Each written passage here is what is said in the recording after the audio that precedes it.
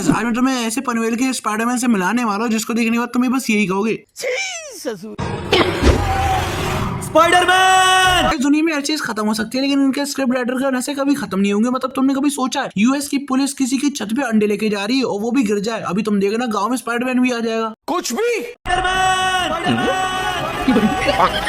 यही तो काम रहेगा स्पाइडरमैन में, दुनिया बचाने में आखिरकार किसको पैसे मिलते हैं। अगर स्पाइडरमैन थोड़ी सी खेती बाड़ी कर लेगा तो तुम्हारे क्या ही जा रहा है। बेवकूफी का कोई इलाज ही नहीं।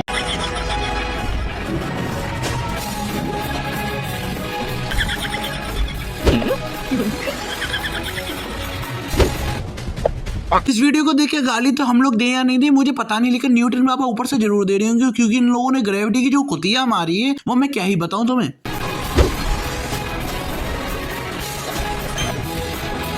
यार ऐसी एडिटिंग देख के तो क्रिस्टोफर नोलन खुद शर्मा जाए।